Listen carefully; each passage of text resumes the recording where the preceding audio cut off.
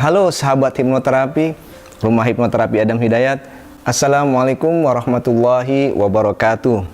Bertemu kembali dengan saya Adam Hidayat di channel Rumah Hipnoterapi Adam Hidayat, sebuah channel yang akan membahas teknik-teknik hipnoterapi dan juga Neuro Linguistic Programming atau NLP. Di video kali ini saya akan membahas sebuah teknik yang sangat berguna bagi Anda, yaitu bagaimana cara mengetahui seseorang berbohong atau tidak dari gerakan bola matanya. Nah, jika Anda penasaran, maka Anda patut simak video saya ini hingga selesai nanti. Selamat menyaksikan.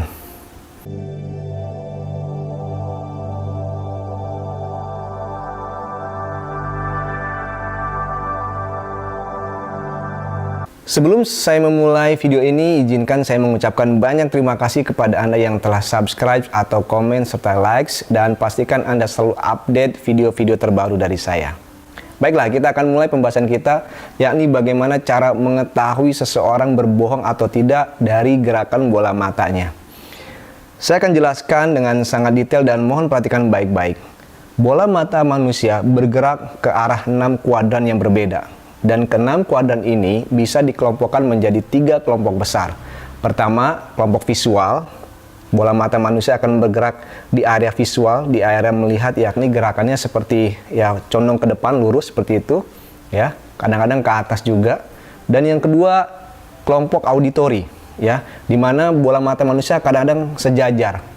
Ciri-cirinya orang ini suka melirik gitu ya, ke kiri dan ke kanan gitu. Biasanya kalau mengakses auditori atau suara, dia selalu melirik ke kiri dan ke kanan. Dan yang ketiga, area kinestetis, rasa. Dimana kadang-kadang kalau kita sedang memikirkan sesuatu atau bersedih, kita sering sekali mata kita turun ke bawah, melirik ke kanan atau ke kiri seperti ini. Nah, inilah kelompok 3 besar dari 6 kuadran tersebut. Sekali lagi saya ulangi, ada visual, ada auditori, ada kinestetis. Nah, ketiga kuadran ini terbagi lagi menjadi 2 sehingga jumlahnya menjadi 6. Yakni yang pertama, untuk visual sendiri, di sebelah kiri mata saya ini, ya, mungkin kalau Anda melihat dari sisi kamera akan berbeda. Di sebelah kiri mata saya ini, ke arah kiri ke atas maksud saya, ada yang namanya VR atau Visual Remembered. Sekali lagi, VR, Visual Remembered. Dari namanya saja sudah kita bisa tebak, remembered, mengingat. Jadi kalau akses untuk mengingat, biasanya bola mata ini akan bergerak ke kiri atas.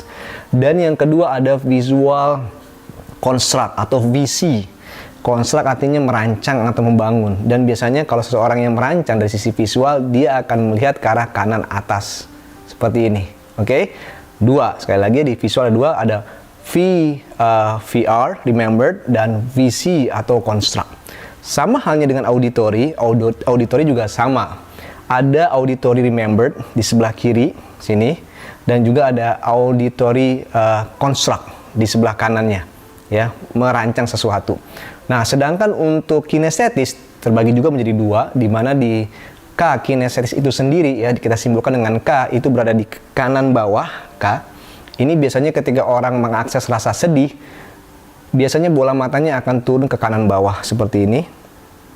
Dan jikalau di kiri bawah, di sini disebut dengan AD, singkatan dari auditory digital, di mana biasanya seorang ketika berdialog dengan internal dalam dirinya sendiri atau perasaan mengakses suara-suara dalam diri sendiri, bertanya pada dirinya sendiri, berbincang pada dirinya sendiri maksud saya, maka umumnya akan cenderung melihat ke kiri bagian bawah, disebut dengan AD atau auditory digital. Misalkan ketika Anda ditaruhkan suatu barang lalu Anda berpikir, dan biasanya bola mata itu akan bergerak ke arah kiri bawah. Misalkan, patutkah saya membelinya? Gimana ya kalau saya membelinya? Jadi suara-suara itu ada dialog dalam diri Anda yang disebut dengan auditory digital. Sekali lagi jumlahnya ada 6, ya. Pertama saya ulangi kembali, visual, ada visual remembered, visual construct, auditory remembered, auditory construct, kinestetis, dan auditory digital. Nah, bagaimana caranya kalau kita ingin tahu apakah seseorang berbohong atau tidak? Dari namanya saja kita sudah bisa menebak bahwa jikalau seseorang tersebut jujur, maka biasanya bola matanya itu akan bergerak ke arah kiri atas atau tengah seperti itu. Jadi mengakses remembered, sesuatu yang dia ingat, ya. Sekali lagi dia akan melihat ke sebelah sini atau suara-suara di sebelah sini seperti itu. Dan kalau posisinya berbalik, misalkan di sebelah kanan maksud saya, maka biasanya berbohong, konstrak, merancang sesuatu. Seperti melihat ke sana, membayangkan sesuatu, atau ke kanan sebelah sini. Nah, untuk mengetahui seseorang berbohong atau tidak, sebetulnya tidak semudah itu juga untuk melihat gerakan bola mata mereka. Oleh karena itu, saya sarankan Anda bertanya. Biasanya, kalau orang ditanya, akan ada respon dan ya boleh dikatakan akan loading, akan merespon sesuatu seperti itu dari pertanyaan yang kita ajukan. Dan ketika dia merespon, biasanya ada gerakan bola mata sekilat yang menuju ke arah mana dia akan bergerak. Misalkan seperti ini. Untuk beberapa mengakses visual, misalkan kalau Anda ingin bertanya kepada seseorang untuk mengakses apakah yang diingat itu visual atau bukan, misalkan Anda bisa bertanya seperti ini. Misalkan Anda bertanya kepada pasangan Anda, misalkan, apa saja yang kamu lakukan tadi di kantor gitu ya. Sekali lagi, misalkan sambil berbicara, lalu Anda tanyakan, apa saja yang kamu lakukan di kantor? Bertemu dengan siapa gitu? Ada siapa saja di sana? Lihat bola matanya ketika dia berbicara, mungkin ada jeda sedikit. Apakah dia melihat ke kiri? Jikalau ke kiri, artinya dia tidak merancang, dia menceritakan sesuatu yang diingat. Namun ketika dia mengakses ke kanan, biasanya sedang mungkin mengada-ngada atau merancang sebuah gambaran sesuatu yang tidak terjadi dan dia mencoba untuk mengakses hal tersebut. Nah, sama halnya juga dengan auditori. Ketika Anda mengajukan pertanyaan misalkan, maka Anda bisa juga mengakses pertanyaan-pertanyaan yang apakah itu construct atau remembered ya, sekali construct atau remembered, mengingat atau dibuat seperti itu. Contoh pertanyaan misalkan seperti ini misalkan, yang berhubungan dengan remembered sekali lagi. Tolong ingat kembali suara mamamu atau ibumu ketika dia dulu bercerita kepadamu tentang sebuah dongeng misalkan. Tiba-tiba orang yang Anda ajak bicara tersebut matanya bergerak ke kiri mengingat sesuatu.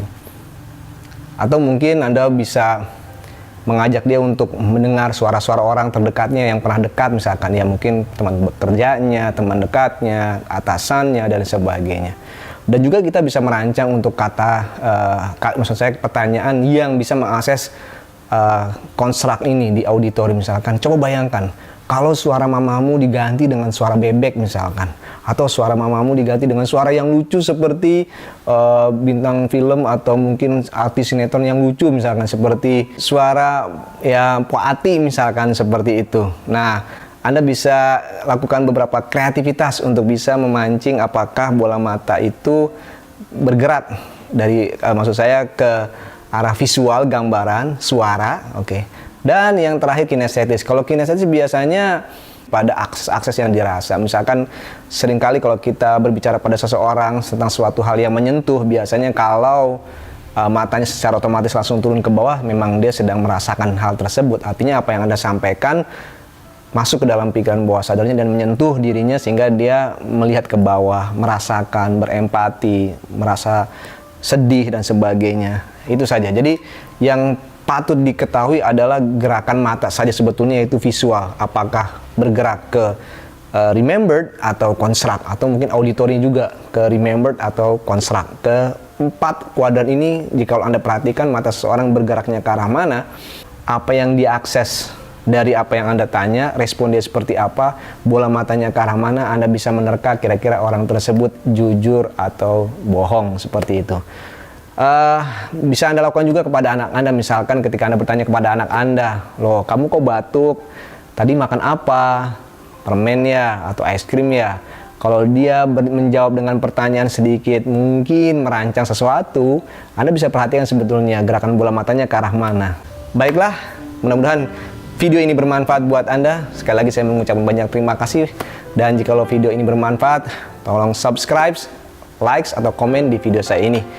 Saya Adam Hidayat, terima kasih atas perhatian Anda. Wassalamualaikum warahmatullahi wabarakatuh.